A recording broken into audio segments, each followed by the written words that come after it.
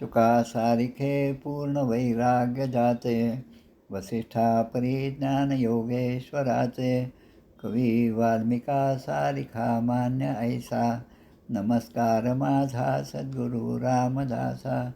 श्रीराम मला वाटते अंतरी त्वा वसावे, तुझ्या दासबोधासी त्वा बोध व्हावे, अपत्यापरी पाववी प्रेमग्रासा, महाराज या सद्गुरु रामदासा. जय जय रघुवीर समर्थ. श्रीकृष्ण गोविंद हरे मुरारे, हे नाथ नारायण वासुदेव, प्रद्युम्न दामोदर विश्वनाथ, मुकुंद विष्णुर्भगवन् नमस्ते. सच्चिदानंद रूपाय विश्वोत्पत्त्यादिहेतवे, तापत्रय विनाशाय श्रीकृष्णाय वयं नुमः. कृष्णाय वासुदेवाय हरये परमात्मने, प्रणतक्लेशनाशाय गोविंदाय नमो नमः. वसुदेवसुतं देवं कंसचाणूरमर्दनं, देवकी परमानन्दं कृष्णं वन्दे जगद्गुरुं. कृष्णकमलपत्राक्षं पुण्यश्रवणकीर्तनं, वासुदेवै जगद्योनिं नौमि नारायणं हरिं. कृष्ण कृष्णेति कृष्णेति यो मां स्मरति नित्यशः, जलं भित्वा यथा पद्मं संसारात् उद्धराम्यहं. कृष्णाय वासुदेवाय देवकीनन्दनाय च, नन्दगोपकुमाराय गोविन्दाय नमो नमः. नमः पङ्कजनाभाय नमः पङ्कजमालिने, नमः पङ्कजनेत्राय नमस्ते पङ्कजाङ्घ्रे. गोपाल कृष्ण भगवान की जय. जय जय रघुवीर समर्थ. श्री भगवान उवाच, ज्ञानं परमगुह्यं मे यद्विज्ञानसमन्वितं, स्वरस्यं तदङ्गं च ग्रहाणगदितं मया. यावानहं यथा भावो यद्रूपगुणकर्मकः, तथैव तत्त्वविज्ञानमस्तु ते मदनुग्रहात्. अहमेवासमेवाग्रे नान्यद् यत्सदसत्परं, पश्चादहं यदेतच्च योपशिष्येत सोऽस्म्यहं. मृतेऽर्थं यत् प्रतीयेत् न प्रतीयेच्चात्मनि, तद्विद्यादात्मनो मायां यथा भासो यथा तमः. यथा महान्ति भूतानि भूतेषु चावचेष्वनु, प्रविष्टान्यप्रविष्टानि तथा तेषु न तेष्वहम्. एतावदेव जिज्ञास्यं तत्त्वजिज्ञासुनात्मनः, अन्वयव्यतिरेकाभ्यां यत्स्यात् सर्वत्र सर्वदा. एतन्मतं समातिष्ठ परमेण समाधिना, भवान् कल्पविकल्पेषु न विमुह्यति कदाचित्. गोपाल कृष्ण भगवान की जय. एकादश स्कंद प्रथमोध्याय. यदुवंशाची शाप होय. जनक योगेश्वर संवाद द्वितीय. नारद सांगे वसुदेवाशी. ब्रह्ममाया कर्मयोग तृतीयात. भगवदावतार चतुर्थात. अभक्तांची गती पंचमात. पूजाविधी वर्णिली. परमधामाशी यावे श्रीपती. षष्ठात देव प्रार्थिती. यादव प्रभास तीर्था जाती. उद्धव एकांती भेटत असे. अवधूतोपाख्यान 7, 8, 9. दत्ताचे गुरुज्ञान अभिनव. 10व्यात वर्णिली सोलीव. इह परभोग असारता. बद्धमुक्त भक्तलक्षण. एकादशी ते वर्णन. सत्संग महिमा कर्मयोग कथन 12ोऽध्यायी. हंस सनकोपदेश 13. भक्तियोग ध्यानविधी 14. सिद्धी विभिन्न लक्षण 15. विभूती वर्णन 16. वर्णाश्रमधर्म निरूपण 17व्यात केले कथन. वानप्रस्थ संन्यासी धर्म वर्णन बोलिले 18व्यात. भक्ती ज्ञान साधन वर्णन 19व्यात कथन. ज्ञान कर्म भक्ती वर्णन 20व्यात बोलिली. गुणदोष व्यवस्था स्वरूप रहस्य त्याचा 21 होय. तत्वसंख्या प्रकृती पुरुष सोय 22व्यात बोलिली. तितिक्षु ब्राह्मण कथा 23 तो तत्वता. सांख्य योग ज्ञानगाथा 24व्यात बोलिली. त्रिगुणवृत्ती निरूपण 25व्यात केले कथन. पुरुरव्याचे वैराग्य कथन 26व्यात बोलिले. क्रियायोग वर्णन 27व्यात केले असे निवेदित. निवेदिला परमार्थ 28व्या माजी. भागवत धर्म निरूपण. उद्धव बदरिकाश्रम गमन 29व्यात कथन केले असे. यदुकुळ संहार 30व्यात श्रीकृष्णावतार शेवट स्वधाम गमन 31व्यात सुरसकथा वर्णली. गोपाल कृष्ण भगवान की जय. जय जय रघुवीर समर्थ. श्रीराम जय राम.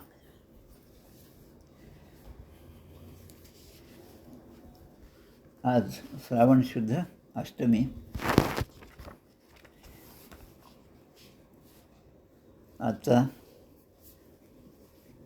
वैशिष्ट्य म्हणजे जामक्षेत्र या ठिकाणी आपण जो नेहमी घोष करतो महारुद्र हनुमान की जय, तर महारुद्र हनुमान म्हणजे जांभेमध्ये प्रवेश करताना गावामध्ये आपण जेव्हा जातो तेव्हा डाव्या बाजूला जो मारुतीचं मंदिर आहे त्या मारुतीचं नाव महारुद्र हनुमान. त्या महारुद्र हनुमानाने समर्थांना त्या ठिकाणी दर्शन दिलं आणि समर्थांच्या विनंतीवरून हनुमंताने समर्थांना घेऊन रामपंचायतून त्या ठिकाणी प्रगट केलं हनुमंताच्या कृपेप्रसादाने. आणि त्यानंतर समर्थांना श्रीरामाकडून अनुग्रह प्राप्त झाला. तो दिवस म्हणजे आजचा श्रावण शुद्ध अष्टमी. त्याचप्रमाणे आपण संभाजी महाराजांचं चरित्र पाहिलेलं आहे. त्या सिरियलमध्ये सुद्धा त्याने दाखवलेलं आहे. त्यामध्ये दिलेर खानाची गोष्ट येते. त्या दिलेर खानाने समर्थांना मला अनुग्रह द्यावा अशी विनंती केली. समर्थाने काही अनुग्रह दिला नाही. तू तुझ्याच धर्मात राहा आणि चांगली कामं करा. त्यानंतर दिलेर खानाने आपला राहता वाडा जो आहे तो मठासाठी देणगी म्हणून दिला आणि त्याच जागेवर आज आपल्या वेणास्वामींचा मिरज येथील मठ आहे. आणि त्या मठाची जी स्थापना झाली तो दिवससुद्धा आजचाच आहे, श्रावण शुद्ध अष्टमी. मठावर समोरच एका गल्लीमध्ये आपण गेल्यानंतर काळा मूर्ती आज त्या ठिकाणी आपल्याला दिसतो. त्या ठिकाणी या दिलेर खानाचं थडगं होतं आणि नंतर त्या ठिकाणी मारुतीची काळा मूर्तीची स्थापना झाली. त्याचबरोबर 1 ऑगस्ट म्हणजे आता तारखेप्रमाणे 1 ऑगस्ट 1920 म्हणजे लोकमान्य बाळ गंगाधर टिळक यांची पुण्यतिथी आज आहे. भारतीय असंतोषाचे जनक म्हणून त्यांना ओळखलं जातं. आणि त्यानंतर आपला गणपती उत्सव जो आहे तो सार्वजनिक करणं हे जे त्यावेळेस केलं त्यांनी तो लोकमान्य टिळकांचं ते सगळं आपल्याला असणारं ऋण आहे आपल्यावर असणारं. त्यांनी गीता रहस्य नावाचा सुंदर ग्रंथ लिहिला आणि त्या काळात त्या ग्रंथलेखनाच्या काळामध्ये त्यांचं वास्तव्य काही दिवस आपल्या श्रीक्षेत्र सज्जनगडावर होतं. आणि त्यामुळे सज्जनगडावर आपण त्या टिळक महाद्वार म्हणून जे आपण पाहतो त्याचं कारण तेच आहे. अशा ह्या तिन्ही गोष्टींचा संगम जो आजच्या दिवशी झालेला आहे, श्रावण शुद्ध अष्टमी आणि 1 ऑगस्ट 2025. आता आजचा जो आपल्याला अध्याय आहे एकादश स्कंधामधला 18वा अध्याय, त्या अध्यायाबद्दल आपल्याला विचार करायचा. 17व्या अध्यायामध्ये आपण पाहिलं की 4 वर्ण जे आहेत ब्राह्मण, क्षत्रिय, वैश्य, शूद्र आणि त्यांचे कर्तव्य काय, त्यांनी काय केलं पाहिजे, शास्त्राने त्यांना कोणत्या गोष्टी सांगितलेल्या आहेत हे सर्व आपण सविस्तरपणे पाहिलं. आता या अध्यायामध्ये पुन्हा भगवंत जे आहेत भगवान श्रीकृष्ण उद्धवांसाठी आपला उपदेश जो आहे तो सांगत आहेत. त्यामध्ये ते वानप्रस्थ धर्म आणि संन्यासी धर्म म्हणजे काय हे समजावून सांगत आहेत. वनं विविक्षु पुत्रेषु भार्यां न्यस्य सहैव वा वन एव वसेच्छांतर तृतीयं भागम आयुष्यम. कलियुगामध्ये माणसाचं आयुष्य 100 वर्षाचं, जास्तीत जास्त 100 वर्षाचं आहे. भगवान श्रीकृष्णांचा जर विचार केला तर 125 वर्षाचं त्यांचं आयुष्य होतं, 125. आणि जेव्हा आपण त्या सगळ्या त्यांचं चरित्र पाहतो आणि या ग्रंथामध्ये श्रीमद भागवतामध्ये लिहिल्याप्रमाणे ही सगळी मंडळी त्या काळामध्ये जेव्हा अमावस्येच्या ग्रहणाच्या दिवशी त्या कुरुक्षेत्रावर गेली त्यावेळेस त्यांचं वय 100 वर्षाचं होतं. आता हे जे 100 वर्षाचं आयुष्य आहे ते आजचा जर विचार केला तर त्या ठिकाणी 100 वर्षाचे 4 विभागामध्ये वाटणी होते. 25 वर्षापर्यंत ब्रह्मचारी आश्रम, 25 ते 50पर्यंत गृहस्थ आश्रम, 50 ते 75मध्ये वानप्रस्थ आश्रम आणि 75च्या नंतर म्हणजे संन्यासाश्रम. आता हे जे आश्रम सांगितलेले आहेत त्यांचे उद्दिष्ट काय आहे आणि त्या आश्रमामध्ये जो असेल त्याने कसं आपलं आयुष्य घालवलं पाहिजे, कोणती त्याने आराधना केली पाहिजे, कशा प्रकारे तो भगवंताशी एकरूप होऊ शकेल हे या ठिकाणी भगवान श्रीकृष्ण उद्धवांना सांगत आहेत. कंदमूल फलैर्वन्यैर, ज्याला आपल्या वानप्रस्थाकडे वळायचं असेल, वानप्रस्थ म्हणजे आपण जसं म्हणतो 50 म्हटल्यानं मग 51, 52 म्हणजे वन शब्द त्यास येतो, 54, 53 वन शब्द याचा अर्थ ती सूचना आहे की आता आपल्याला वनामध्ये गेलं पाहिजे. आपण सगळे 50 वर्षाच्या वरच आहोत किंबहुना 75च्या आसपास आहोत. त्यामुळे त्या दृष्टीने या गोष्टींचा विचार आपण करावा. यामध्ये जे सांगितलं की ज्यांना आपल्या पुतळं असतील, मुलं असतील, मुली असतील, त्यांनी त्यांच्याकडे आपली मुलं सोडून द्यावेत, नातू वगैरेचे त्यांच्या भरोश्यावर सोडावेत आणि त्यांनी वानप्रस्थाचा स्वीकार करावा. किंवा पत्नी असेल तर तिला बरोबर घेऊन आपण जंगलामध्ये निघून जावं. म्हणजे आता आपल्या घराचा, आपल्या कुटुंबियांचा संबंध त्या ठिकाणी तुटला जातो. हा तिसरा भाग आहे आणि म्हणून तो त्या जंगलामध्ये जाऊन त्या निसर्गाच्या वातावरणामध्ये परमेश्वराशी एकरूपतेला ज्या ठिकाणी शांतता आहे त्याप्रमाणे राहून शांत चित्ताने व्यतीत करावा. त्यावेळेस काय खावं तर कंद, मुळं, फळं जे आहेत तीच आपण खावीत आणि आपला उदरनिर्वाह करावा. वस्त्रांच्या ऐवजी झाडाचे साले, झाडांचे पाने, मृगचर्म यांचा उपयोग करावा. आता हे सगळं त्या काळातलं दिलं आहे. आज जे संन्यासी आहेत ते सुद्धा काही या प्रकारे राहतात आणि काही आपल्या वेगळा प्रकार जो आपल्याला संन्याशांचा दिसतो ते भगवे वस्त्र असतात त्यांच्या अंगावर ते दिसतात. आता या ठिकाणी मग काही गोष्टींचा उल्लेख केला. संन्यासांनी तपश्चर्या करताना कोणत्या गोष्टी कराव्यात? ग्रीष्मे तप्येत पंचाग्नीन. ग्रीष्म ऋतू म्हणजे उन्हाळा जेव्हा असेल तेव्हा तप्येत पंचाग्नीन, पंचाग्नी साधन त्याने करावं. पंचाग्नी म्हणजे आपल्या 4 बाजूला अग्नी प्रज्वलित करावा आणि त्यामध्ये मधोमध आपण राहावं आणि भर उन्हाळ्यामध्ये ह्या गोष्टी कराव्यात. थंडीमध्ये अग्नी तर आपण सगळेच पेटवतो, पण हे साधना आहे. म्हणजे भगवंताचं नाम घेताना बाहेरची परिस्थिती कशी असली तरी ते नाम मात्र आपण अखंडपणे घ्यावं आणि त्याचा अभ्यास म्हणजे हे सगळे साधनं आहे. पंचाग्नी साधनं शारदा मातेने हे केलेलं होतं. समर्थ टाकळीमध्ये होते त्यावेळेसुद्धा त्यांनी अशा प्रकारे आपले दिवस घालवलेले आहेत. आपण त्यांचा थोडासा आपण विचार करणारच आहोत. आता ते सांगतात की आकंठ मग्न शिशिर म्हणजे ज्यावेळेस थंडी सुरू झालेली असते त्यावेळेमध्ये आपण थंडीच्या दिवसामध्ये गळ्यापर्यंत पाण्यामध्ये बुडून राहावं. समर्थांनी टाकलेलं जे अनुष्ठान केलं त्यावेळेस ते गोदावरी नंदिनीच्या संगमामध्ये भर पाण्यामध्ये उभं राहून त्यावेळेस गायत्री आणि श्रीरामनामाचा जप करत होते. अशा प्रकारे राहून त्याने तप करावं. अग्निपक्वम समक्ष्णीयात कालपक्वम अथापि वा उलुखला स्म कुट्टो वा दंतोलुखल एव वा. म्हणजे आता जे खायचं आहे त्याने कुठल्या प्रकारचं भोजन करावं किंवा अन्न कोणतं घ्यावं हे सांगतात. एकतर अग्नीत भाजलेलं अन्न भाजून घ्यायचं किंवा काळानुसार चांगली पिकलेली फळं असतील तर ती घेऊन आपली भूक शमवावी. म्हणजे प्रपंचामध्ये असताना जी आपली गोडी असते, खाण्यापिण्याची आवड असते ते असलं की मग छान वाटतं. ते नसले की आज ही कोणती भाजी केली असं जो आपण विचार असतो तो विचाराचा हळूहळू सुटत जातो. अशा प्रकारे राहिल्या. आता ते फळ जर बारीक करायची गरज असेल तर ते दगडाने ठेचून बारीक करावं. आता उखळ काही त्या ठिकाणी नसतं त्यामुळे दगडाने ठेचून ते कुटावं आणि किंवा मग दाताने चावून खावं असं या ठिकाणी सांगितलं. वा दंत उलुखल एव वा. आता दंत उलुखल म्हटल्यानंतर आपल्याला भोळारामाची आठवण व्हायला पाहिजे. समर्थांचे शिष्य असणारे भोळाराम जे समर्थांसाठी आपल्याच तोंडाने आपल्याच दाताने चावून विडा तयार करायचे आणि ते त्या समर्थांना आपल्या सद्गुरूंना देत होते. ही कथा थोडीशी आपल्या लक्षात आली पाहिजे या ठिकाणी. आता पुढे सांगतात की वानप्रस्थ आश्रम ज्याने स्वीकारलेला आहे त्याने मग त्या ठिकाणी चरू पुरुडास अशा प्रकारे हविषान्न तयार करावे आणि त्यापासून त्या वेळेच्या इष्टी कराव्यात. इष्टी म्हणजे यज्ञ जे आहे, याग जो आहे तो त्याबरोबर करावा आणि त्याचा प्रसाद म्हणून ग्रहण करावा. पण त्याने कधीही पशुबलीने माझं यजनपूजन करू नये. यज्ञ आहे म्हणून पशुबली दिला असं त्याने करू नये. अग्निहोत्रंच दर्शनच पूर्णमासश्च पूर्ववत चातुर्मास्यानीच मुनेर आमनातानीच नैगमैहि. त्याने अग्निहोत्र, दर्श, पूर्णमास, चातुर्मास याग गृहस्थाश्रमाप्रमाणेच करावेत. एवं चिरणेन तपसा.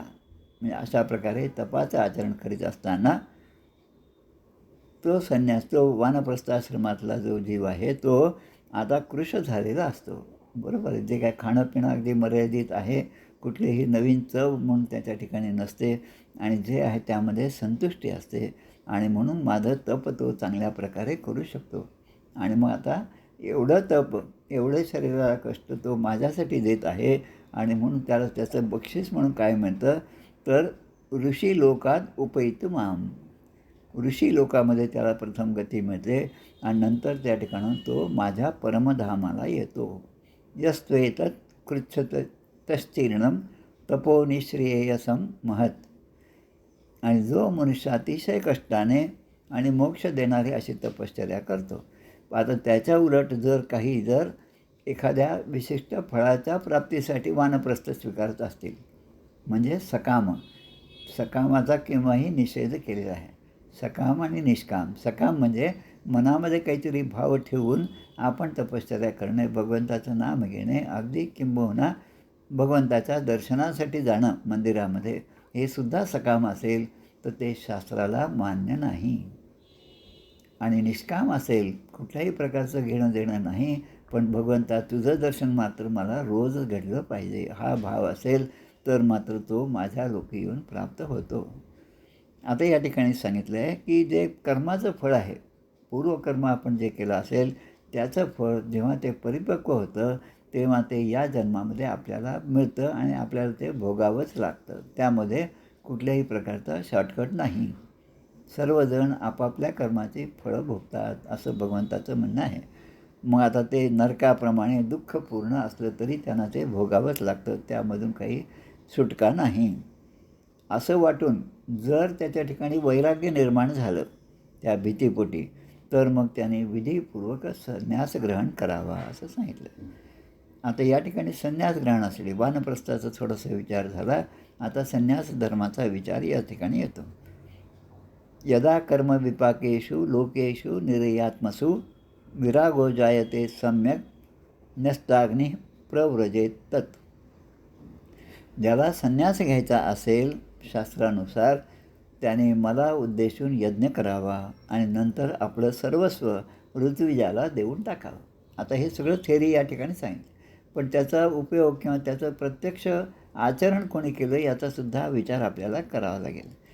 आणि मग स्वतःचा प्राण, ज्यामध्ये आपण पंचप्राण जे आहेत, पृथ्वी आप तेज वायू आकाश, त्यामधलं तेज जे आहे, अग्नीचा जो भाग आहे, तो त्या आपल्या शरीरामधला असणारा अग्नी प्रज्वलित करून तो त्यामध्ये विलीन करावा आणि नंतर कसलीही अपेक्षा न ठेवता संन्यास ग्रहण करावा असं दिलं. अग्नीन स्वप्राणम आवेश्य निरपेक्ष परिव्रजेत. आता याचं एक सुंदर उदाहरण आपल्याला लक्षात घेता येईल. एक म्हणजे आमच्या अंबड जे आहे जालना जिल्ह्यातलं, त्यांची आता या श्रावण शुद्ध द्वादशीला 202वी पुण्यतिथी आहे. मागे आपण 200व्या पुण्यतिथीनिमित्त त्या ठिकाणी बरेच जण एकत्र जमलो होतो. त्यांचं पूर्ण चरित्र 25 अध्याय, 25 प्रवचनं जे आहेत ते माझ्या यूट्यूबवर आहेत, ते जरूर सर्वांनी ऐकावेत, कारण त्यामध्ये पूर्ण त्यांचं चरित्र आहे. आणि ती जी परंपरा आहे समर्थांपासून कल्याण स्वामी, नंतर आपले नारदावतारी यादव स्वामी आणि नंतर अच्युताश्रम स्वामी, आणि मग अच्युताश्रम स्वामींना रामदासी दीक्षा देणारे यादव स्वामी आणि नंतर संन्यासाची दीक्षा देणारे रामानंद स्वामी यांचंसुद्धा चरित्र त्यामध्ये सांगितलेलं आहे. आणि मग या रामानंद स्वामीकडून त्यांनी संन्यास ग्रहण केला आणि संन्यास वृत्तीने ते राहू लागले आणि म्हणून त्यांचं नाव अच्युताश्रम स्वामी पडलं. खरं म्हणजे त्यांचं नाव राघव कुलकर्णी होतं पहिल्यांदा. आता दुसरं उदाहरण यामध्ये जे आहे ते संन्यास विधी काय हे सुद्धा या ठिकाणी श्रीमद भागवतात सांगितलेलं आहे. आणि त्याप्रमाणे आचरण केलेले कोण असतील तर ते आपले डॉक्टर आठवले वरदानंद भारती. आता वरदानंद भारती यांचे 2 चरित्रात्मक ग्रंथ आहेत. एक म्हणजे तेजोनिधी श्रेष्ठ, नाही, एक म्हणजे तेजाचे चांदणे. अगदी विस्तृत ग्रंथ आहे, अगदी 700-800 पानाचं तेजाचे चांदणे हा ग्रंथ आहे. आणि दुसरा म्हणजे तेजोनिधी, त्यांच्या कन्या ज्या आहेत म्हणजे वरदानंद भारतींच्या कन्या वसुधा महेश देशपांडे यांनी लिहिलेलं संक्षिप्त चरित्र आहे. पण संक्षिप्त असलं तरी अनेक भाग त्यामध्ये चांगल्या प्रकारे दिलेल्या आहेत. या गोरठा येथील मठामध्ये सुद्धा मी जाऊन आलो. आदरणीय श्री सुनील दादांनी मला बऱ्याचदा सांगितलं होतं, तुम्ही इकडे तिकडे जाता, सगळ्या मठात जाता, पण अगोदर या मठात जा, तिथली जी शांतता आहे ती तुम्हाला खूप आवडेल. त्याप्रमाणे मी गेलो.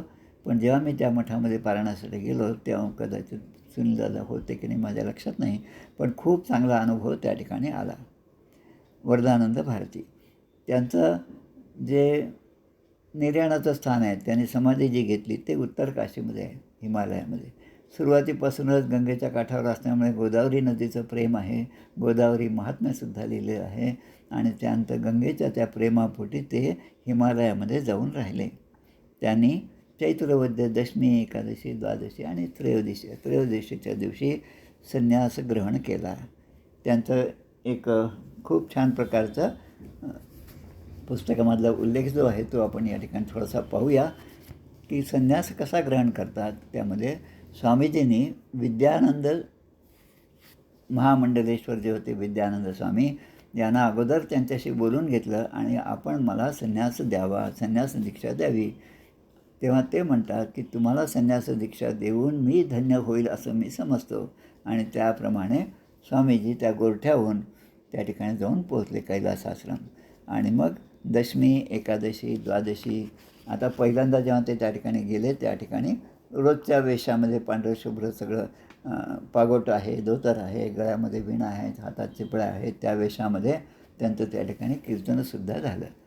चैत्रवद्य नवमी म्हणजे आता ही गोष्ट आहे शके 1913 किंवा एप्रिल 1991मधलं. काल्याचं कीर्तनसुद्धा केलं त्यांनी. छगन काका बारटक्के जे होते ते सुद्धा त्यावेळेस त्या ठिकाणी होते. आणि मग ते म्हणतात की उत्सवाच्या शेवटी खरं म्हणजे कीर्तन होतं.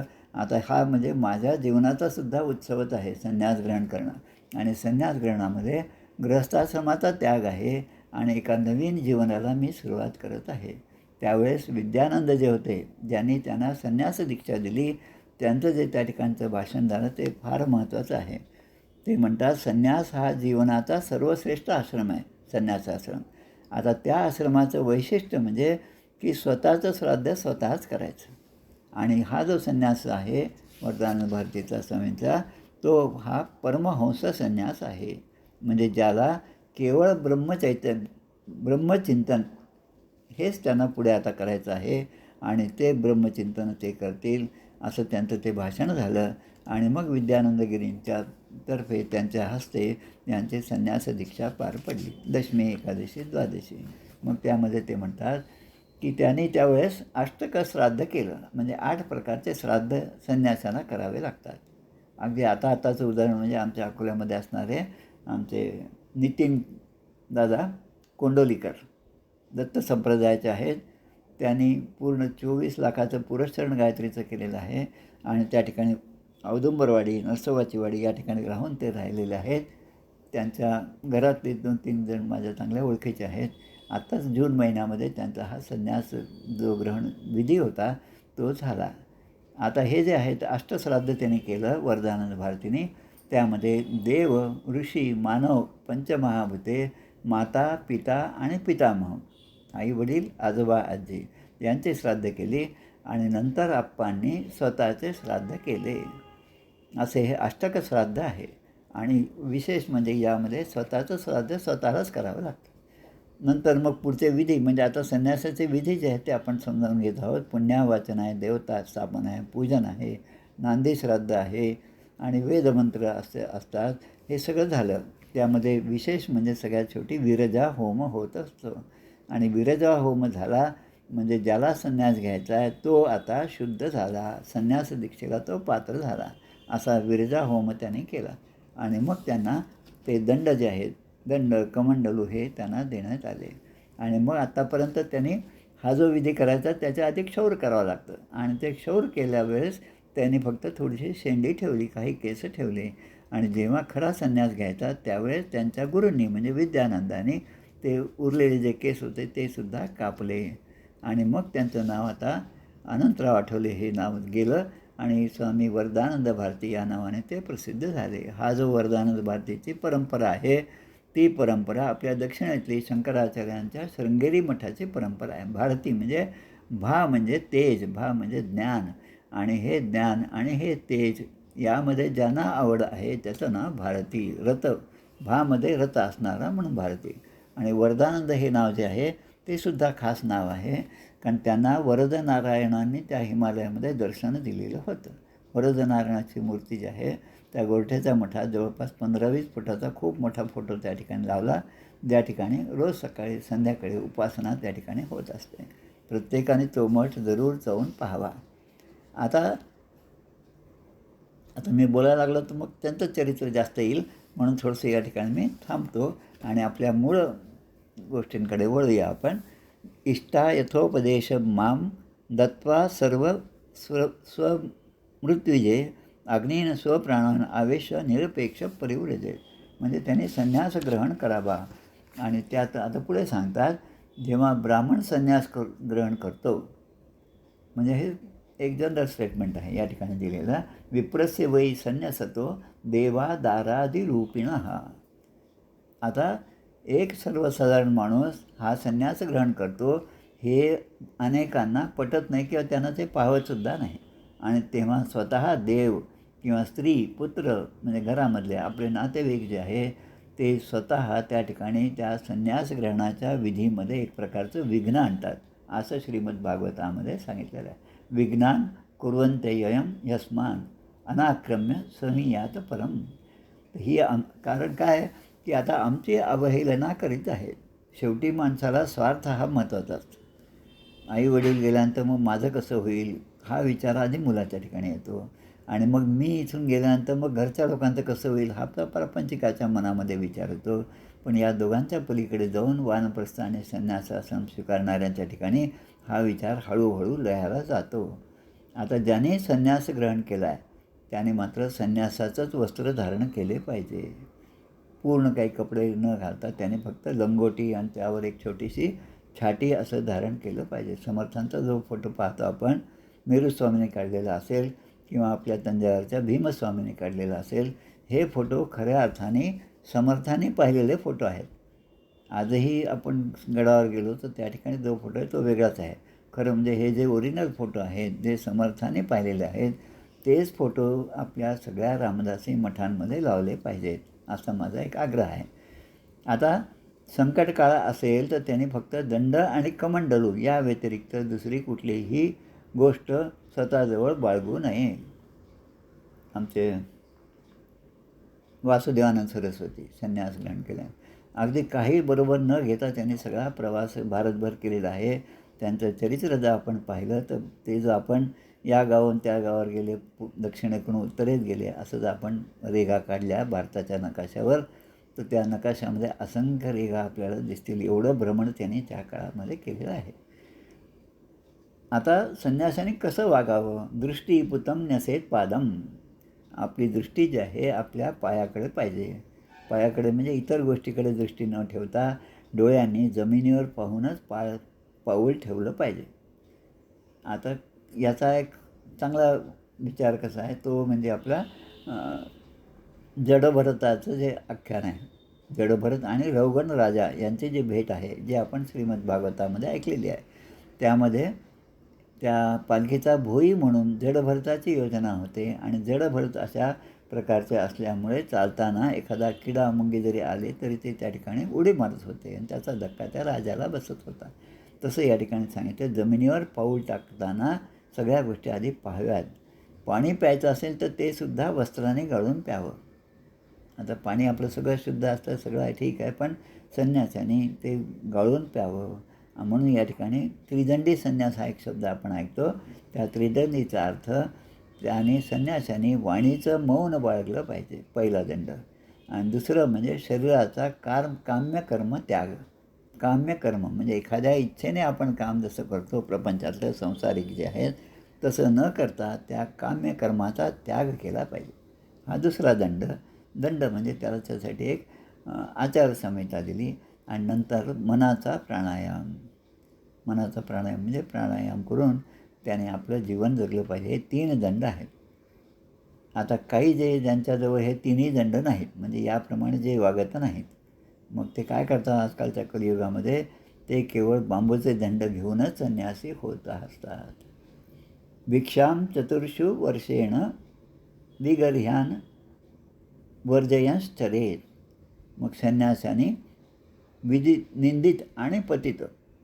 निंदित म्हणजे सगळ्या समाजाने ज्यांची निंदा केली, समाजाचा ज्यांच्याबद्दलचा काही म्हणजे पाहण्याचा दृष्टिकोन चांगला नाही असे, आणि पतित जे आहेत त्यांच्याकडून त्यांनी काही भिक्षा स्वीकार करू नये.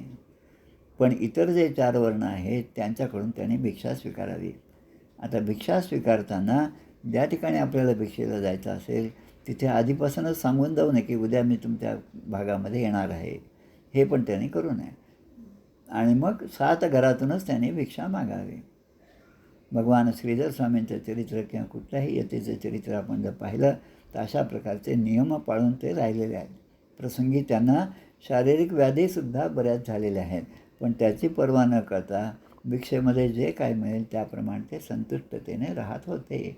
सप्तागारान संक्लुप्तान तुष्ये लब्धेन तावता. जेवढं मिळेल त्यामध्ये संतुष्ट असावं. आणि बहुताणीचा घ्यावे मुष्टी एक. भिक्षा निरूपणामध्ये दशक 14 समास 2 समर्थ सांगतात आपल्याला की त्याने खूप जरी आणलं तरी आपण आपल्यापुरतंच घ्यावं. भिक्षा मागल्यानंतर भिक्षेमध्ये जे मिळेल ते, या ठिकाणी म्हणतात की बहिर्जलाशयन गत्वा, गावाच्या बाहेर वस्तीच्या बाहेर असणारं एखादं जलाशय असेल तर ती भिक्षा त्या ठिकाणी घेऊन जावी. त्याच्या आधी हातपाय धुवून पाण्याने प्रोक्षण करावं, त्या भिक्षेवर पाण्याचं प्रोक्षण करावं. किंवा समर्थांच्या संदर्भात आपण पाहिलं, टाकळी इथलं अनुष्ठान जर पाहिलं तर जी भिक्षा मिळाली ती त्या गोदावरी नंदिनीच्या पाण्यामध्ये ती टाकत होते. ते त्या आपली झोळी त्यामध्ये टाकायचे आणि मग त्यातलं सगळं जे काय आपण म्हणतो खूप छान आहे, खमंग आहे वगैरे, पण ते जेव्हा पाण्यामध्ये आपण टाकून पुन्हा ग्रहण करतो तेव्हा मात्र त्याला कुठलीच चव नसते. एक घाससुद्धा आपल्याकडून चावल्या जाणार नाही. आणि म्हणून आपण प्रापंचिक आहोत. कारण ही चव, हे जे पंचविषय आहेत त्यापासून निवृत्ती आपली झालेलीच नसते. पण संन्यासी जे आहेत त्यामध्ये आनंदाने त्याचा स्वीकार करतात, प्रोक्षण करतात आणि भिक्षेचे 3 भाग करून ते वाटून देतात. संन्यासाने सगळीकडे एकट्यानेच फिरावे. एकश्चरेन महिम एतान निस्संग संयतेंद्रियः. कुठेही आसक्ती ठेवू नये. या गावामध्ये या ठिकाणी माझी चांगली सोय झाली म्हणून संन्यासी त्या ठिकाणी राहिला असं कधी होत नाही. 3 दिवसाच्या वर कुठेही त्याने राहू नये. 3 दिवस म्हणजे आलेला दिवस दुसरा आणि तिसऱ्या दिवशी निघून जावं. अनेक चरित्र जेव्हा आपण वाचतो तेव्हा ह्या सगळ्या गोष्टी लक्षात येतात. आत्ताच आपल्या दत्त संप्रदायाच्या नाना महाराज तराणेकर यांचं मार्तंड महिमा नावाचं पोथीचं वाचन झालं. त्या पोथीमध्ये अनेक प्रकारे नाना महाराजांनी जी यात्रा केली आहे त्या यात्रेमधले त्यांचे नियम जे आहेत ते दिले, ते आपण पाहावं. म्हणजे संन्यास धर्म हा सुद्धा काही फार सोपा नाही हे लक्षात येतं.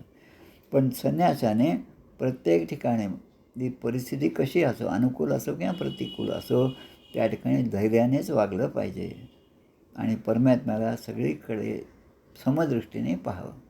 आपल्या प्रवासामध्ये, आपल्या तीर्थयात्रेमध्ये संन्यासाने लोकांकडे जेव्हा पाहतात तेव्हा त्याची दृष्टी ही समदृष्टीच असली पाहिजे. समदृष्टी कशी? सुनिचैव स्वपाकेच्या पंडितः समदर्शिनः. आता संन्यासाने निर्जन अशा वनामध्ये राहावं, निर्भयपणाने राहावं आणि एकांतात राहावं. म्हणजे त्याचं हृदय जे हे विशुद्ध होतं आणि तो माझ्यापासून अभिन्न आहे, म्हणजे मी आणि तो एकच आहे, हा भाव मात्र सतत जपला पाहिजे. आता नंतर या ठिकाणी दिले की बंधन आणि मोक्ष याचा काय अर्थ आहे ते देतात. बंध इंद्रिय विक्षेपो मोक्षम एषांच संयमः. बंध काय आणि मोक्ष काय? बंध म्हणजे बंधन आहे. आता बंधन कशाचं? विषयांवरील प्रेमाचं बंधन. आपली इंद्रिये जे बहिर्मुख झाली आहेत ती बहिर्मुखता हेच आपल्या जीवाचं बंधन आहे. ते बहिर्मुखता जाऊन ती इंद्रिय आपली अंतर्मुख केली पाहिजे, म्हणजे आपण त्या बंधनातून सुटतो. आणि त्यांना नियंत्रणाखाली ठेवणे म्हणजे बहिर्मुख झाली ती अंतर्मुख करणं हा पहिला भाग झाला. आणि दुसरा भाग म्हणजे त्याला नियंत्रणाखाली ठेवा. मनात आलं चला बा खूप छान आहे, एखादं कुठेतरी हिंडून यावं, त्या ठिकाणी जावं, कोणाच तरी गप्पा माराव्या, असं आलं की लगेच माणसाने एक अभ्यास म्हणून त्याचा त्याग करावा आणि जे मनात आलं ते न करता राहावं. समर्थांच्या शिष्याची एक गोष्ट अशीच आहे. समर्थाने त्याला सांगितलं तू मनाचं ऐकत जाऊ नकोस, फक्त मी त्याचा निर्देश करतो, खरी गोष्ट तुम्ही चरित्रामध्ये वाचून घ्या. आणि म्हणून या ठिकाणी म्हणतात, तस्मिन् नियम्य षड्वर्गम मद्भावेन चरन् मुनीही. संन्यासाने मन आणि पंच इंद्रिये यांना जिंकावं, हा पहिला भाग आहे. आणि ते जर नाही जिंकलं तर मग संन्यास घेतलेले पुन्हा काही दिवसानंतर पुन्हा आपल्या गृहस्थाश्रमामध्ये परत येतं, असे सुद्धा उदाहरणं आहेत. हे जे भोग आहेत, संसाराचे भोग किंवा विषयांचे भोग आहेत, ते भोगसुद्धा शूद्र आहेत, कारण ते काही मला चिरकाळ आनंद देणारे नाहीत, याबद्दल असावं. आणि म्हणून त्याबाबत तो विन्मुख असावं. चांगलं काही खायला मिळत असेल तर मग त्या ठिकाणी आपण प्रेमभावाने जाऊन आपली हजेरी लावणं, हे हळूहळू संन्यासाच्याकडे, ज्यांना संन्यास घ्यायचा, ज्यांना वानप्रस्थाकडे जायचं, त्यांनी हे टाळलं पाहिजे. महाभारतामध्ये विदुर आहेत, त्यानंतर धृतराष्ट्र आहे, विदुरांची पत्नी आहे, नंतर गांधारी आहे. या सगळ्या चौघांनीसुद्धा विदुरांच्या सांगण्याप्रमाणे आपल्या मोठ्या राज्याचा त्याग केला. म्हणजे हे 5 पांडव आणि सगळे बाकी कौरव तर मरून गेले होते, पण ह्या 5 पांडवांना सकाळी जेव्हा त्यांनी दर्शनासाठी गेले तेव्हा ते घरात कोणीही दिसले नाही. तेव्हा संजयाने सांगितलं की हे सगळे आता गेलेले आहेत. नारद येऊन सांगतात, संजयाने सांगितलं ते सगळे आता वानप्रस्थ आणि संन्यासाश्रमाच्या दिशेने गेले आहेत, त्यांची तू काळजी करू नकोस. आज आपण त्या ठिकाणी जो एक संगम पाहतो हिमालयामध्ये, नेहमी त्याचं चित्र असतं पहा, की 2 नद्याच्या एकत्र, अलकनंदा आणि भागीरथी, त्याचं पाणी एकमेकात मिसळत नाही, असं वायसारखा शेप असलेली ती नदी आहे. त्या ठिकाणी त्यांनी वास्तव्य केलं आणि स्वतःच अग्नीमध्ये प्रवेश करून आपला देहत्याग केला. आत्म्यातच परमानंदाचा अनुभव घ्यायला आणि ते माझ्याशी एकरूप व्हावं. आता या ठिकाणी दिलेलं आहे, पूरग्राम व्रजान सार्थान भिक्षार्थम प्रविशचरेत. पवित्र देश, नद्या, पर्वत, वने, आश्रमाने परिपूर्ण अशा पृथ्वीवर फिरत राहावं. फक्त भिक्षेसाठीच नगर, गाव, गवळीवाडा किंवा यात्रेकरूंच्या समूहामध्ये जावं. आणि जे वानप्रस्थे आहेत त्यांच्यासाठी तर अगोदरच सांगितलेलं आहे, वानप्रस्थ माणसाने, जे वानप्रस्थी आहेत त्यांच्याकडे जाऊन भिक्षा मागावी. म्हणजे आता ते म्हणतील की आधीच तर आम्ही वानप्रस्थे, आम्ही तर ते शिलोंच्या वृत्तीने राहणारे, आम्ही कोणाकडून काही याचना करत नाही, जे मिळेल त्यावर संतुष्ट राहतो. पुढे आपल्याला येणार आहे ते कथा, ती पुन्हा आपण कथा पुन्हा पाहणार आहोत. तसं त्यांनी राहावं. आता वानप्रस्थींच्या आश्रमातूनच भिक्षा मागावी किंवा शेतात पडलेले जे दाणे असतील ते वेचावेत आणि त्याचंच अन्न शिजवून त्याने खावं. नैतद वस्तुतया पश्ये दृश्यमानं विनश्यती. संन्यासाने या जगाला सत्य मानू नये. आता जे जे समोर दिसत आहे सगळं नाशवान आहे, त्यांचं धारणा त्यांच्या ठिकाणी पक्की असली पाहिजे, कारण ते नाशवान नाहीत हे जेव्हा समजतं तेव्हा माणूस त्याच्या प्रेमात पडतो. आता नाना महाराजांच्या चरित्रातलीच गोष्ट आहे. सगळे बरोबरचे शिष्यमंडळी होते, दुपारची वेळ होती आणि ते खूप भूक लागलेली आणि ऊन रणरणचं होतं. त्यावेळेस स्वतः रेवा मातेने त्या ठिकाणी आणून त्यांच्यासाठी अन्नाची व्यवस्था केली. आता ते तिन्ही जे पात्रामध्ये ते आणलं होतं ते सोन्याचं पात्र होतं. आता ते पात्र घेऊन जेव्हा नाना महाराजांनी हे सगळ्यांना ते दिलं आणि आता ते म्हणतात, आता हे सोन्याचं पात्र आहे आणि मी तर संन्यासासारखं आहे, मला या सोन्याचं काय करायचं. मग जिने ते दिलं त्याच नदीमध्ये त्याचं त्यांनी विसर्जन केलं. तुका म्हणे संन्यासी 12 वाजता तोंडवाशी, तुकाराम महाराज सांगतात. मग त्या फक्त भिक्षेसाठी गावामध्ये जावं असं जे म्हणतात, की भिक्षेची वेळ झाली, दुपारची वेळ झाली की मात्र भूक मात्र प्रत्येकालाच लागते. कारण हा अन्नमय कोश आहे, अन्नमय, प्राणमय, आनंदमय, हे 5 कोश आपण माहिती आहे आपल्याला. अन्नावरच आपला जीव हा तगत असतो. त्याप्रमाणे आपण राहावं आणि संन्यासाने कुठल्याही वस्तूला सत्य मानू नये, कारण ते नाश पावणार आहे आणि त्यामुळे आसक्ती नसावी. म्हणजे आसक्ती कमी होण्यासाठी त्याची तयारी जी आहे ती या सगळ्या संन्यास धर्मामुळे होते. ज्ञाननिष्ठो विरोक्तो वा मद्भक्तो वानपेक्षकः. आमच्या गजानन महाराजांच्या पोथीमध्ये सुद्धा गोष्ट आहे, आम्हा परमहंसाची बिटाळाची वाधा नसे. परमहंस जे आहेत, हंस तरी दूध आणि पाणी त्याचं विलगीकरण करतो, पण परमहंस म्हणजे त्यांच्या ठिकाणी इतका विवेक जागृत असतो की ते कुठल्याही गोष्टीकडे पाहताना हे दृश्य आहे आणि त्यामागचं जे अदृश्य आहे त्याकडे त्यांचं लक्ष असतं. करी सुख संवाद जो उगमाचा, जगी धन्य तो दास सर्वोत्तमाचा. आता ज्ञाननिष्ठ, विरक्त आणि कशाचीही अपेक्षा नसणारा जर माझा भक्त असेल तर त्यांनी आश्रम किंवा त्यांच्या चिन्हांचा त्यागसुद्धा केला तरी चालतो, असं भगवंत या ठिकाणी उद्धवांना सांगतात. आणि विधी निषेधाची त्यांनी पर्वा करू नये. जे खऱ्या अर्थाने संन्यासी असेल त्यांनी विधी निषेध, हे धर्माप्रमाणे आहे, हे धर्माप्रमाणे नाही, या गोष्टीची पण त्यांनी काळजी करून, सगळा भार जो आहे तो भगवंतावर त्यांनी टाकलेला असतो. म्हणून मी त्यांचं या सगळ्या जरी गोष्टी असल्या तरी तिकडेच माझं लक्ष नसतं, पण त्यांनी आपलं पूर्ण जीवन माझ्यासाठी दिलं आहे, धर्माकरता दिलं आहे. आणि आता पुढे म्हणतात, बुधो बालकवत क्रीडेत. बुधो म्हणजे जो बुद्धिमान आहे, ज्याची बुद्धी प्रगल्भ आहे, जो हुशार आहे, ज्याच्याकडे ज्ञान आहे, त्याने समाजामध्ये वागताना बालकवत क्रीडेत, लहान मुलगा जसा खेळत असतो सगळ्या घरामध्ये किंवा आपल्या समाजामध्ये, तसं त्याने राहावं. आणि कुशलो जडवत चरेत. जो कुशल आहे, दृष्टांत कुशल असेल किंवा वादविवादात कुशल असेल, कुठल्याही भागामध्ये त्याचं काय म्हणतात त्याला, स्वतःचं कर्तृत्व आणि त्यामधलं उच्च स्थान द्यायचं असेल, त्यानेसुद्धा जडवत चरेत. जडवत म्हणजे जो मूढ बुद्धीचा आहे तशाप्रमाणे त्यांनी आचरण करावं. वदेन उन्मत्तवत. वदेत म्हणजे वद धातू म्हणजे लोट लकार आज्ञावाचक आहे. जसं आपण म्हणतो सत्यम वदेत, प्रियम वदेत, हितम वदेत, म्हणजे हिताचं बोला, प्रिय जे आहे ते बोला, सत्य जे आहे ते बोला. तसं इथे म्हणतात वदेत वादरतो, वदेत उन्मत्तवत विद्वान. आता स्वतः विद्वान असेल संन्यासी तरी त्यांनी उन्मत्तासारखं वागणं करावं. कारण म्हणजे ते केल्याने काय होतं की 4 माणसं उगीच त्यांच्या पाठीमागे लागत नाही. नाना महाराजांच्या त्या पोथीमध्ये असे खूप उदाहरणं आहेत, हे सगळे सांगता येतील. वेद बादरतो न स्यान, पाखंडी न हैतू कहा. अजून एक छान गोष्ट सांगितली, जे आपल्याला समर्थ वेगळ्या शब्दात सांगतात. उदंड धिक्कारुनी बोलती, तरी चळो न द्यावी शांती. ही वृत्ती संन्यासी काय प्रत्येकाचीच असावी, पण संन्यासाने मात्र आग्रहाने त्यांच्याजवळ असावी. वेदाविषयी जास्त उहापोह करू नये आणि पाखंडी नसावे. आपलं जे काही वागणं असेल ते धर्माला धरून असावं, पण पाखंडी म्हणजे नुसतंच आपण नाटक केल्याप्रमाणे जर केलं तर ते मात्र तो माझी प्रतारणा करत आहे असं भगवंत म्हणतात. त्यांनी धैर्यवान असावं आणि आपला कोणालाही त्रास वाटणार नाही आणि मी कोणालाही त्रास देणार नाही, अशा प्रकारचं त्याचं वागणं असावं. शुष्क वाद विवादे न किंचित पक्षम समाश्रये.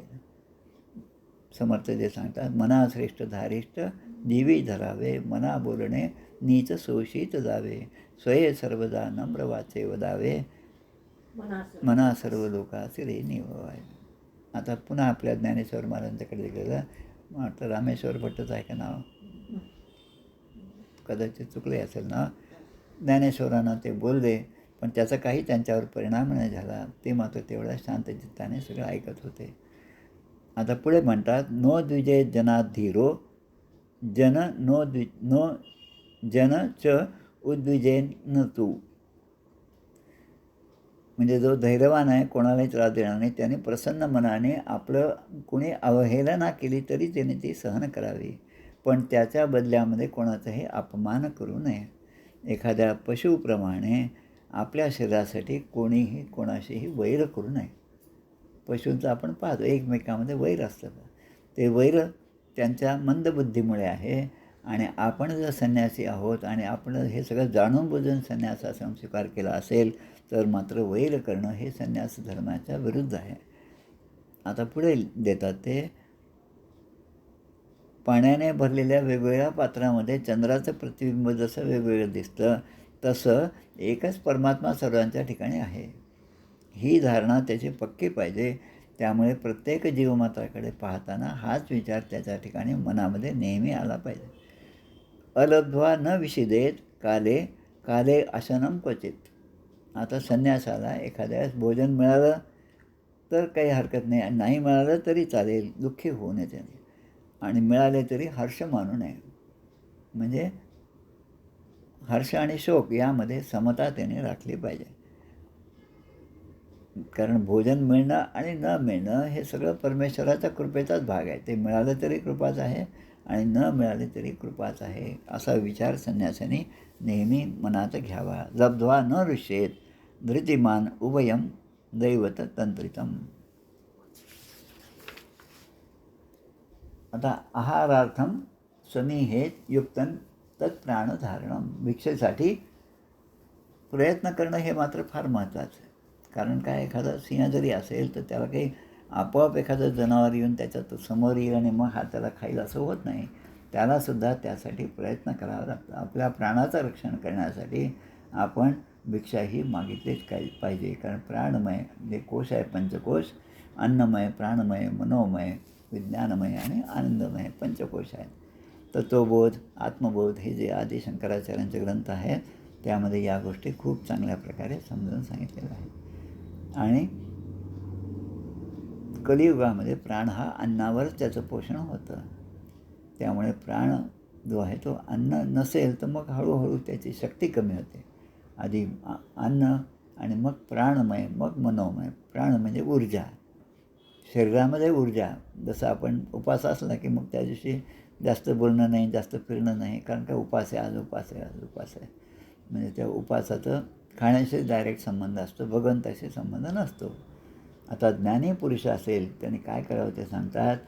शौचम आचमनम स्नानम न तु चोदनाचरेत अन्यांश नियमान ज्ञानी यथाहम लीलयेश्वरः. भगवंत सांगतात, उद्धवांना सांगतात, मी ईश्वर आहे आणि मी सर्व कर्मे जशी लीलया करतो. मग त्यामध्ये माझा मोठेपणा नसतो आणि मी केलं हे कोणाला सांगत पण नाही, पण ते माझ्याकडून सहजपणे होत असतं. तसं या संन्यासाने, ज्ञानीपुरुषांनी पावित्र्य, आचमन, स्नान आणि इतर नियमांची आज्ञा जी आहे त्याप्रमाणे झालं तर ठीक, नाही झालं तरी त्याची खंत बाळगू नये. नाही तस्य विकल्पाख्या याच मत विक्षया हता. ज्ञानीपुरुषाने भगवंतांना सगळीकडे पाहावं. त्याच्या डोळ्याने तो जिकडे जिकडे पाहिल त्याला जे जे दिसेल ते सगळं भगवंताचंच रूप आहे ही धारणा त्याने पक्की ठेवलेली पाहिजे. आणि भेददृष्टी ही त्याच्या ठिकाणची गेली पाहिजे. भेद हा माझा, हा तुमचा, असा भेद जो आहे, द्वंद्व जे आहे त्याच्या ठिकाणी नसावं. आणि शरीर सुटण्याच्या वेळी ही जर त्याला भेददृष्टी वाटली तर तरीही मरणानंतर तो मलाच येऊन मिळतो. कारण काही चुकीमुळे त्याला भेददृष्टी वाटू शकते, पण तरी पण तो माझा भक्त असल्यामुळे तो शेवटी, कारण त्याने आपल्या सर्वस्वाचा त्याग केलेला आहे आणि म्हणून विषयांच्या भोगांचे फळ दुःख आहे हे आधी त्याला समजलं पाहिजे. आणि ते समजलं तर त्यातून आपण विरक्त झालं पाहिजे. म्हणजे आपण कितीही धडपड करतो पण आपल्याला यश येतं नाही. आणि मग याचा अर्थ की आपण ज्या प्रकारे प्रयत्न करत आहोत, ज्या रीतीने आपण प्रयत्न करत आहोत ती आपली पद्धतच चुकीची असेल. त्यामुळे आपण आपलं आत्मपरीक्षण करावं. आणि असं होणे जर आपल्याकडे दुःख पदरात येत असेल तर मग श्रद्धावान पुरुषाने सद्गुरूंच्या ठिकाणी आश्रय घ्यावा आणि सद्गुरूच्या रूपामध्ये त्याने मलाच पाहावं असं भगवंत म्हणतात. यावत ब्रह्म विजानीयान मामेव गुरुम आदृत. गुरुच्या ठिकाणी मीच आहे असा भाव ठेवा. आता पुढचे 2 श्लोक फार महत्त्वाचे आहेत. त्यामध्ये म्हणतात, ज्याने 5 इंद्रिय आणि मन यावर विजय मिळवलेला आहे. 4-5 गोष्टी एका या 2 श्लोकात आहेत. इंद्रिय आणि मनावर विजय मिळवला. नंतर इंद्रियरूपी घोडे आणि बुद्धिरूपी सारथी हे दोघेही ज्याचे बिघडलेले आहेत. तसेच ज्याच्या हृदयामध्ये ज्ञान नाही आणि वैराग्य नाही. पहा म्हणजे किती निगेटिव्हिटी किती आहे. ज्ञान नाही आणि वैराग्य नाही, पण त्यांनी संन्यास ग्रहण केला, त्रिदंडी संन्यास वेश धारण केला. आता त्यामुळे त्याचं काय होईल की त्याच्याकडे पाहिल्यानंतर लोकांना हे संन्यासी आहेत, महाराज आहेत असं वाटेल आणि मग ते त्याच्या पोट भरण्यासाठी सगळी व्यवस्था करतील. एका अर्थाने तो या संन्यास धर्माचा नाशच करत असतो असं समजावं. देवांना, स्वतःला आणि आपल्या हृदयात असणारा मी हृदयेर्षे तिष्ठती भ्रामयन यंत्ररूढाने. जसं प्रत्येकाच्या ठिकाणी माझा वास आहे, मग तो आपल्या ठिकाणी असणाऱ्या भगवंताला सुद्धा एका दृष्टीने फसवत असतो. आणि अशा जे आहेत पाखंडी जे आहेत त्यांच्या ठिकाणी इहलोक आणि परलोक अशा दोन्ही लोकांना तो गमावून बसतो. मग ते इकडेही सार्थकता नाही, तिकडे पण सार्थकता नाही. आता संन्यासाचे मुख्य धर्म काय ते सांगतात. भिक्षो धर्म शमो हिंसा. संन्यासाचा मुख्य धर्म म्हणजे शांती आणि अहिंसा. शांती म्हणजे कुठल्याही बाह्य गोष्टीचा परिणाम माझ्या मनावर, माझ्या अंतःकरणाच्या स्थैर्यावर होणार नाही असा त्याने अभ्यास करावा. आणि अहिंसा, अहिंसा असत्य असते, धर्मचर्य, तर अहिंसेप्रमाणे त्याने वागावं. आता जो वानप्रस्थ आहे, आता घरदार सोडून जो वनामध्ये गेला, त्याने त्या ठिकाणी त्याचा धर्म काय आहे तर तपश्चर्या आणि तत्वविचार. तपश्चर्या केली पाहिजे, तत्वविचार. माझा जन्म कशासाठी झाला, हा देह मी धारण केला आहे, पूर्वपुण्याईने मला मिळालं, आता या देहाचं सार्थक करायचं असेल तर मी काय करायला पाहिजे असं त्याने विचार करावा. जो गृहस्थाश्रमी आहे, जो आपला प्रपंच चालवत आहे, त्याने काय करावं तर त्याने आपल्या प्राणांचे रक्षण आणि यज्ञयाग. आणि ब्रह्मचारी असेल त्याने मात्र ब्रह्मचारी आश्रमाचे सगळे नियम पाळावेत आणि आपल्या धर्मगुरूंची सेवा केली पाहिजे. निजस्यास्य आर्यसेवनम ब्रह्मचर्यम तपशौचम संतोषो भूतसौहृदम इतिमाम यस स्वधर्मेण भजन नित्यम अनन्य भाग. जो अनन्य भावाने वर्णाश्रम धर्माच्याद्वारे माझ्या सेवेमध्ये नेहमी तत्पर असतो आणि सर्व प्राण्यांच्या ठिकाणी मलाच पाहतो, मीच त्या ठिकाणी आहे अशी भावना ठेवतो, त्याला माझी दृढ भक्ती प्राप्त होते. सर्व भूतेषु मद्भावो मद्भक्ती विंदते तृणाम. माझी भक्ती त्याला, दृढ अशी भक्ती त्याला प्राप्त होते.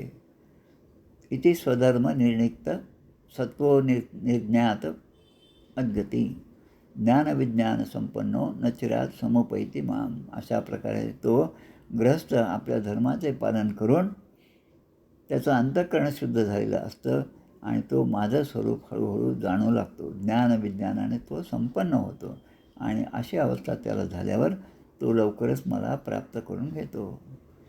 म्हणून मी तुला हा वर्णाश्रम धर्माने पालन करण्याचा आचारधर्म काय, तुझा जो प्रश्न होता त्याचं उत्तर मी तुला सांगितलेलं आहे. तू जे विचारलं होतंस त्याचं मी उत्तर दिलं. आता तू ते श्रवण केलं, आता यानंतर त्याप्रमाणे वागणं हे तुझं काम आहे असं उद्धवानं सांगतात. आणि मी जो उपदेश तुला केलेला आहे तो फक्त तुझ्यासाठी नाही, पण माझ्या परमधामगमनानंतर तुझा ज्यांच्याशी संपर्क येईल त्यांना हा उपदेश तू सांगावा, जेणेकरून सगळे लोक आपल्या चांगल्या धामाला प्राप्त होतील. परब्रह्मस्वरूपाला ते प्राप्त होत यथा स्वधर्मसंयुक्तो भक्तो माम समियात परम. अशा प्रकारे हा 18वा अध्याय, ज्यामध्ये वानप्रस्थाश्रम आणि संन्यासाश्रम यांचा उपदेश उद्धवानं केला आहे, तो अध्याय या ठिकाणी समाप्त होत आहे. आता आपण आरती म्हणूया.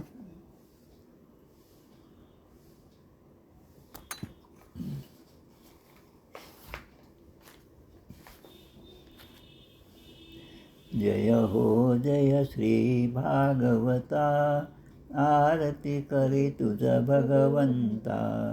जय हो जय श्री भागवता, आरती करी तुझ भगवंता. श्री शुकमुनीने परम भक्तीने नाना परीने गायले जा हरिचरिता. आरती करी तुझ भगवंता. वेद तरुचे मधुर फळ, स्वादुरसे जे सोज्वळ. आत्मा राम मुनी अचळ, सेवुनी करीती जन सफळ. महापर्वणी आली अवनी, की अगहरणी भवजलतरणी ती पतिता. आरती करी तुझ भगवंता. येथे व्यासांची वाणी, सार्थक हरिगुण गावोनी. शास्त्र पुराणी मुकुटमणी, परम प्रेमामृत जननी. सहज सेविता भाविक भक्ता, उदारदाता मोक्ष तत्वता देहाता. आरती करी तुझ भगवंता. गमते जणू मानस तीर्थ, द्वादश सोपाने युक्त. निर्मल भक्ती जले भरित विहरे हरिहंस चितेथ श्लोक सुकुमले संत अलिकुले सेवुनि रमले भान विसरले रस पिता आरती करी तुझ भगवंता अपार महिमा ग्रंथाचा वदवे ना कोणासाचा मेवा कविवर संताचा प्राणची कीर्तनकारांचा जणुबोधाचा स्वयंप्रभेचा द्वादश कळीचा रवी अंतरीचा तमहरता आरती करी तुझ भगवंता ग्रंथ नभे हा श्रीकृष्ण गीते वेदी मन पूर्ण अनन्य होता या शरण खचित टळे जन्म मरण त्रितापदाती चिरये शांती नाथही वदती रामपदी ठेवी माथा आरती करी तुझ भगवंता जय हो जय श्री भागवता आरती करी तुझ भगवंता गोपाल कृष्ण भगवान की जय जय जय रघुवीर समर्थ श्री राम जय राम जय जय राम जय श्रीराम. जय श्रीराम राम तुम्हाला छान झालं. हो धन्यवाद धन्यवाद नमस्कार सर. नमस्कार नमस्कार स्वामी हां खूप छान झालं. धन्यवाद